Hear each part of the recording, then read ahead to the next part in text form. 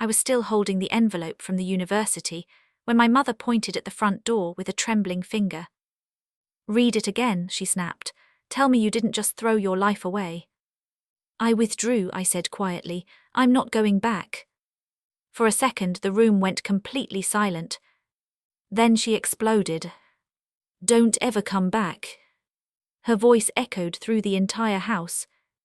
My father didn't defend me. He didn't even look at me. Instead, he walked past me, grabbed my suitcase from the hallway closet, unzipped it, and began throwing my clothes inside. "Dad," I whispered. "If you're old enough to quit law school," he said without meeting my eyes, "you're old enough to live with the consequences." My mother was already dialing relatives on speakerphone. "Iris quit law school," she announced dramatically. "She threw away everything we've sacrificed for. She thinks life is some kind of game." The neighbor across the street looked up from watering her flowers. Another curtain moved next door. Everyone could hear. I stood there, gripping the university withdrawal papers, wondering how one decision had turned me from their pride into their greatest embarrassment. My father zipped the suitcase shut, carried it outside, and set it on the front porch. The front door swung open. My mother folded her arms. "Leave." I looked from one parent to the other, hoping one of them would stop this. Neither moved. "I said," she shouted, "don't ever come back." The door slammed in my face. I picked up my suitcase. I didn't argue. I didn't beg. And I certainly didn't tell them where I was going. Because if I had, everything would have changed before they were ready to hear the truth. My name is Iris Bennett, and until that afternoon, everyone believed my life had already been planned for me. For as long as I could remember, I wasn't simply Iris. I was our future attorney. That's how my mother introduced me to neighbors, to church friends, to distant relatives, even to complete strangers standing behind us in grocery store lines. "My daughter is in law school," she'd say with unmistakable pride. Every conversation somehow circled back to my future legal career. No one ever asked what I actually wanted. Not because they didn't care. Because they assumed they already knew. The truth was far more complicated. I had enrolled in law school because I genuinely admired the profession. I enjoyed learning. I respected the law. But while attending classes, something else in my life had quietly grown far beyond anything I'd ever imagined. Something I had built with my own hands. Something my parents had never once asked about. The moment I realized that business needed my full attention, I made the hardest decision of my life. I withdrew from law school. I expected disappointment. I never expected exile. By the time I reached the end of our street, my phone was vibrating non-stop. Family group messages. Missed calls. Texts from cousins. "Aunt Linda wrote, your mom says you refused to finish school. Please tell me that isn't true." Uncle George sent only one sentence. "Call your mother before this gets worse." I placed the phone face down on the passenger seat. There was nothing left to explain. Instead of driving toward downtown hotels or searching for somewhere to sleep, I merged onto the coastal highway. The farther I drove, the quieter everything became. City buildings disappeared behind me. Concrete gave way to cliffs. Traffic faded into the sound of waves crashing somewhere below. Nearly 3 hours later, I turned onto a private road hidden behind rows of towering cypress trees. At the end of that road stood enormous black iron gates overlooking the ocean. I rolled down my window, entered a security code. The keypad flashed green. Then the gates began to swing open. What waited beyond them was something my parents had never imagined existed. The gates opened slowly, revealing a winding driveway lined with palm trees that swayed in the afternoon breeze. Beyond them stood a breathtaking oceanfront estate. Floor-to-ceiling windows reflected the sunlight off the water. White stone terraces overlooked the shoreline, A long infinity pool stretched toward the horizon as though it disappeared into the Pacific itself. I pulled to the front entrance.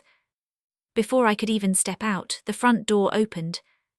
A middle-aged man in a navy suit smiled warmly. "Welcome home, Ms. Bennett." "Thank you, David." He nodded toward two employees standing beside him. "We've finished preparing the East Wing exactly as you requested. Your office furniture arrived this morning, and the final landscaping crew will be here tomorrow." I smiled politely. "Perfect."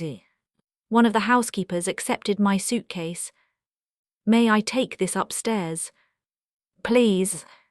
As I walked inside, I noticed fresh flowers arranged across the entry hall, exactly the way I'd asked weeks earlier. Everything was ready. Not because I'd stumbled into good fortune. Because this had always been my home. I walked through the silent house alone. The marble floors echoed beneath every step. The living room overlooked nothing but endless blue water. Beyond the glass doors, waves rolled gently against the private beach below. I stepped onto the balcony. For the first time since leaving my parents' house, I allowed myself to breathe. No yelling. No criticism. No one asking whether I'd finished reading another casebook. No one reminding me how much money they had invested in my future. Only the sound of the ocean. I closed my eyes. Then, without warning, tears finally came.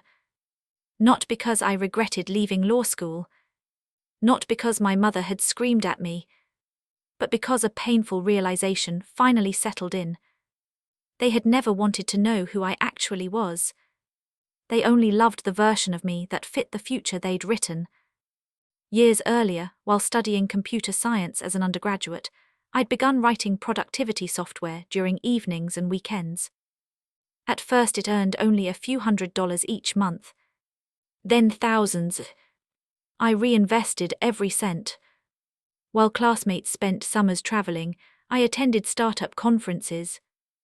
While others celebrated graduation, I was negotiating licensing agreements over video calls. My parents barely noticed. Whenever I tried mentioning a new client or product launch, my mother would interrupt. "That's nice, dear." Then she'd immediately ask, "So, how's law school preparation going?" Eventually, I stopped bringing it up. The business kept growing anyway.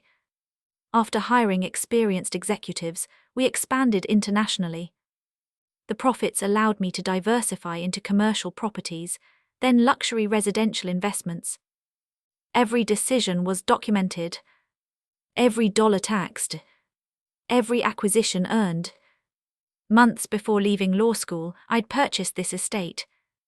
Not to impress anyone. Simply because I'd finally found somewhere that felt peaceful.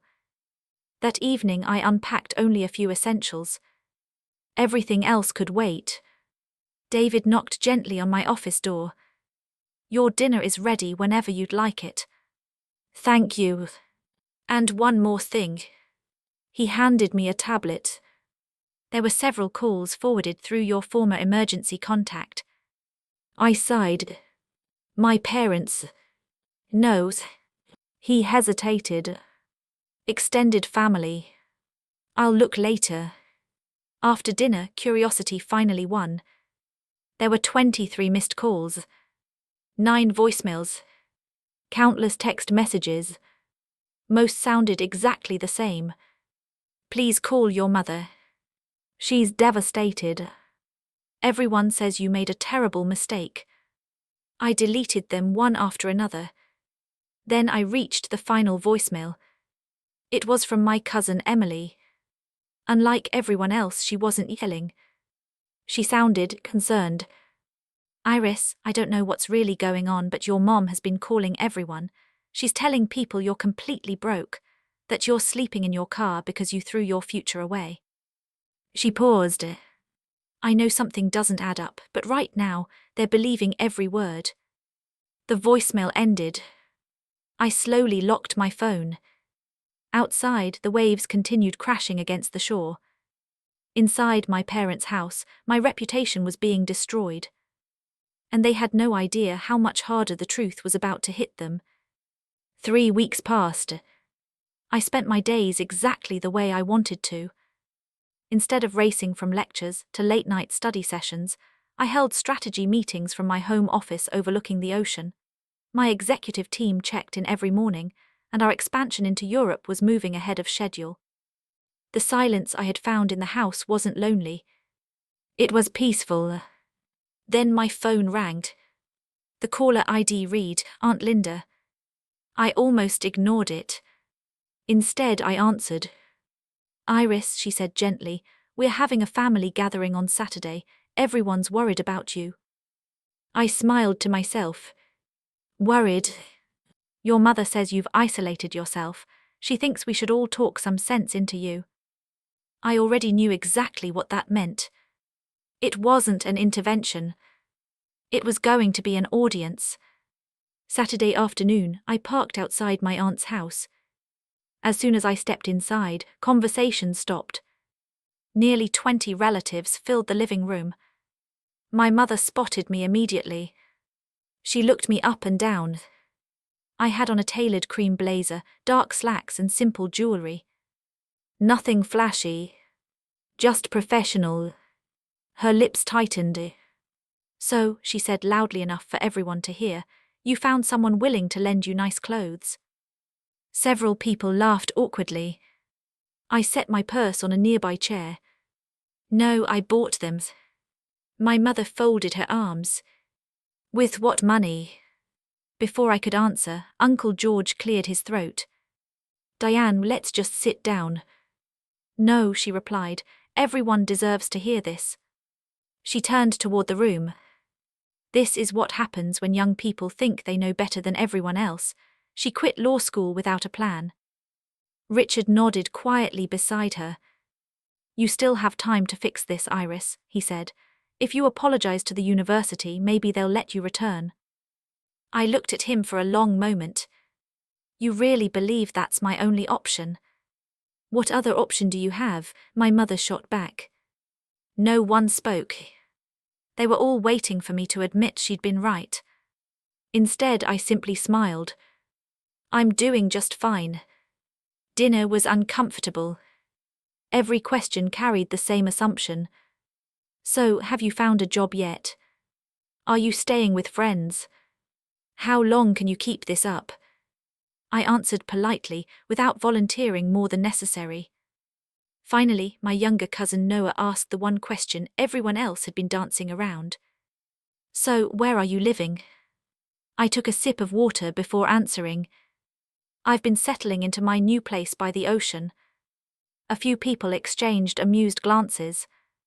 My mother actually laughed. Oh, that's rich. She leaned back in her chair. What is it this week? A beach cottage? A vacation rental? Or are we pretending you own a mansion now?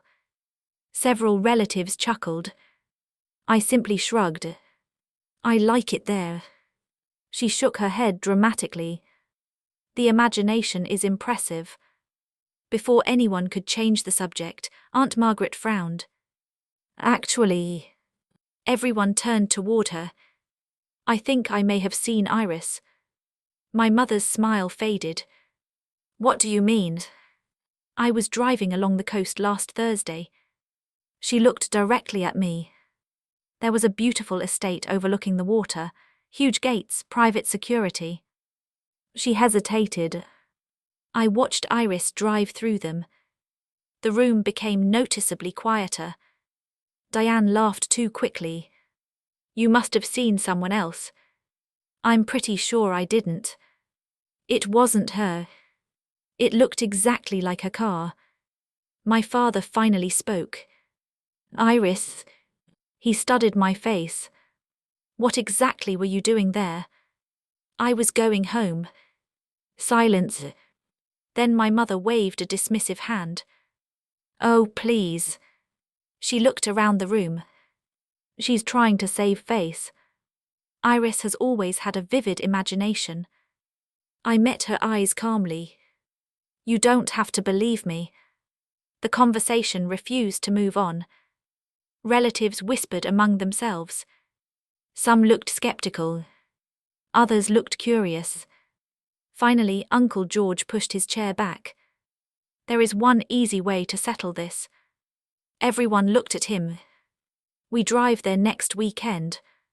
My mother laughed confidently. Fine. She looked directly at me. If that's really your house, we'll all see it. I nodded once.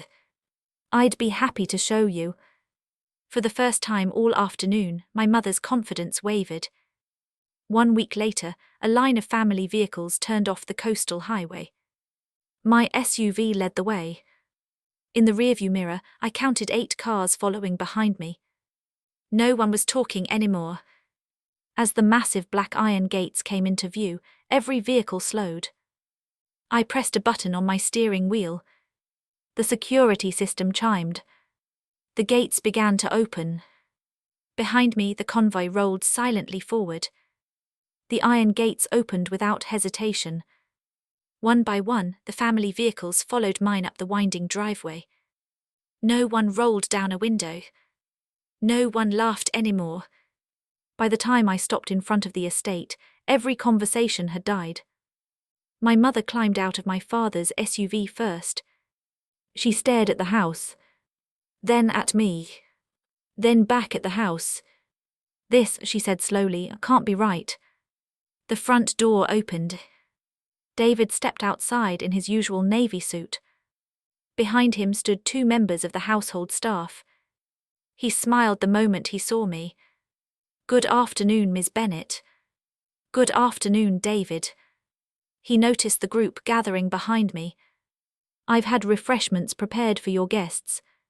Thank you. Then he stepped aside. Welcome home. No one spoke. My mother looked at David. Excuse me. He turned politely. Yes, ma'am. She forced a smile. I think there's been a misunderstanding. There isn't. This house belongs to. She paused, waiting for him to supply another name. David looked confused. It belongs to Ms. Iris Bennett. He turned toward me. The architect also arrived this morning. The plans for the guest house are waiting in your office whenever you're ready. I nodded. I'll review them this afternoon. Richard's mouth fell open. Guest house. Inside, my relatives wandered through the enormous foyer, almost afraid to touch anything. Floor-to-ceiling windows overlooked the ocean. Original artwork hung throughout the hallways. The living room opened onto an infinity pool, stretching toward the coastline.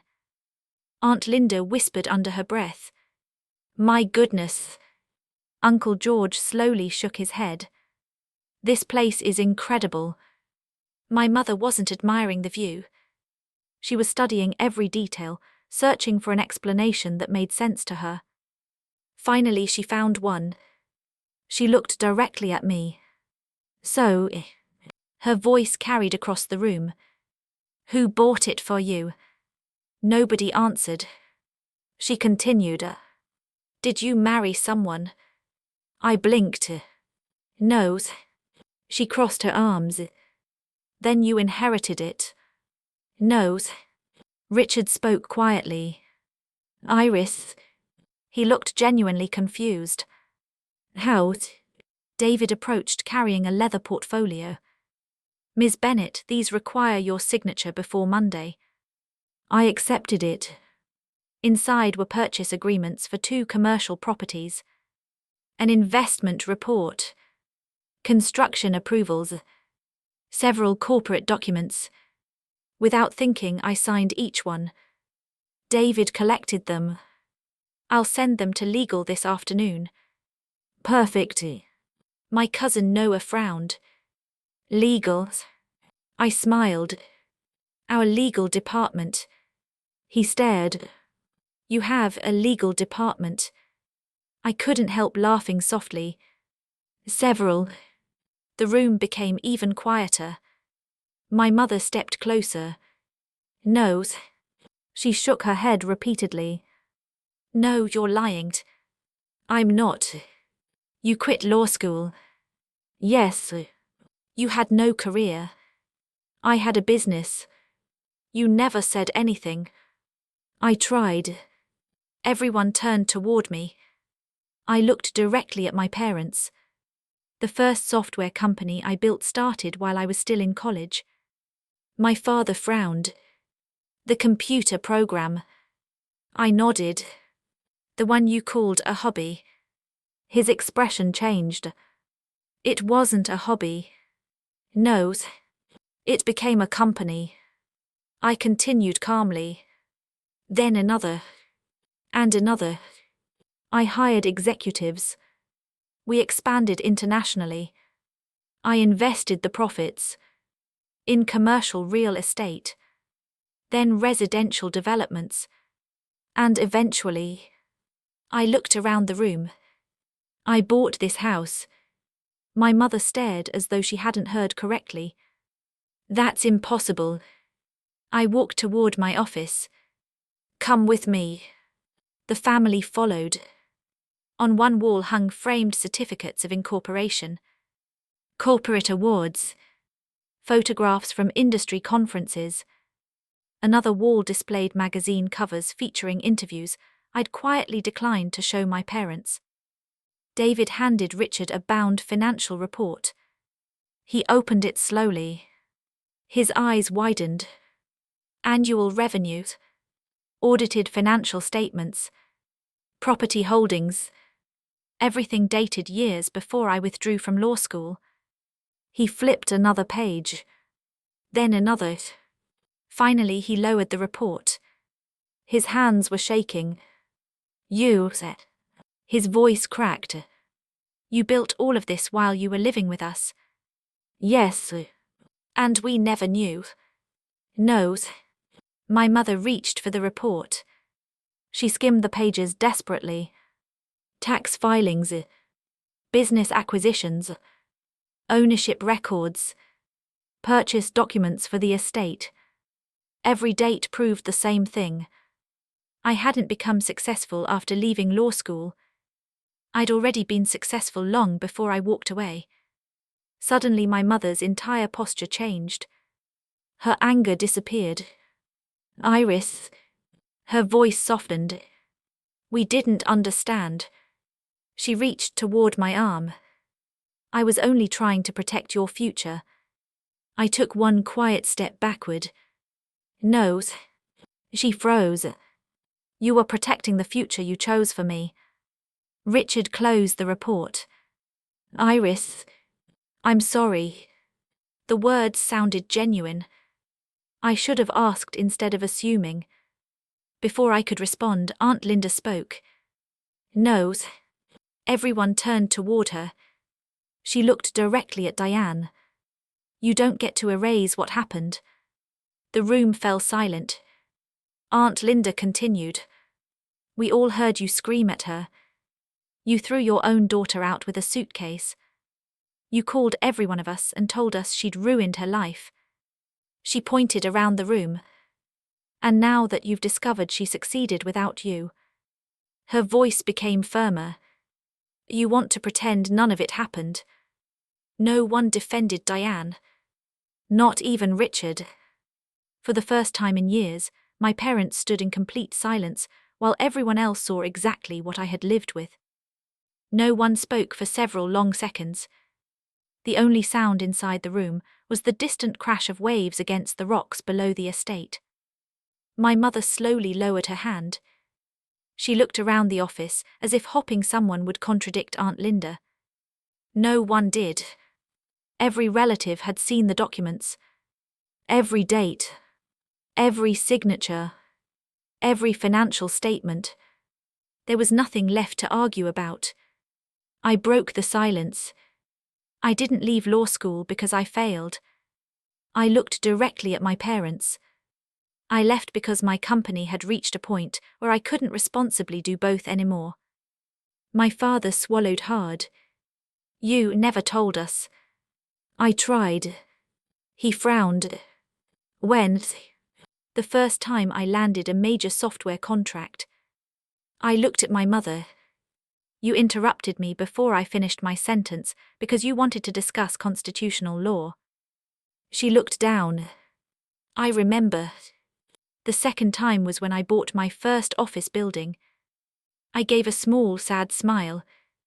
You asked whether I had finished preparing for my civil procedure exam. Neither of them said a word. The third time, I paused.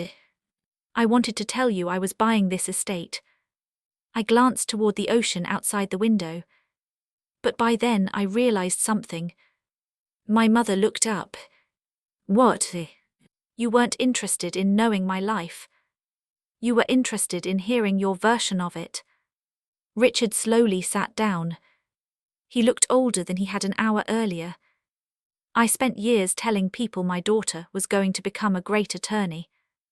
His voice was quiet. I never stopped to ask whether she had already become something even greater. He covered his face with one hand. I failed you. Those words were harder for me to hear than I expected. Because they were honest. For the first time, my father wasn't defending himself. He wasn't making excuses. He was simply admitting the truth. My mother wasn't ready to do the same. She stepped toward me again. We only wanted what was best for you. I shook my head. No. She blinked. You wanted what looked best to everyone else. Her shoulders dropped. When I told you I was leaving law school, you never asked why. You never asked whether I was happy.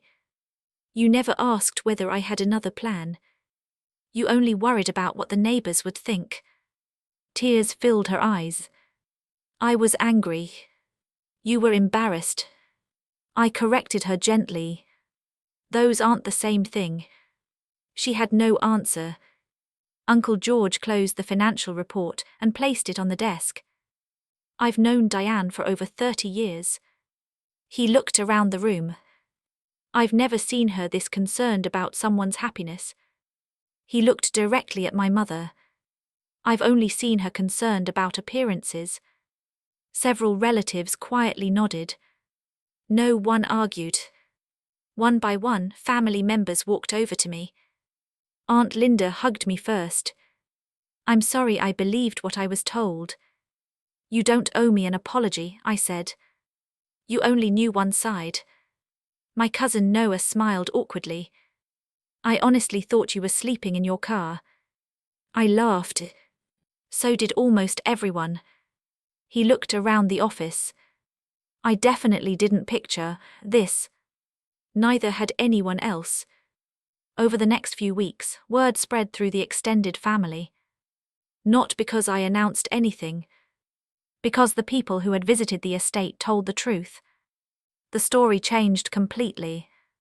Instead of Iris threw her future away, people began saying, she quietly built an incredible future while nobody was paying attention. Relatives who had ignored my phone calls for years suddenly wanted to reconnect.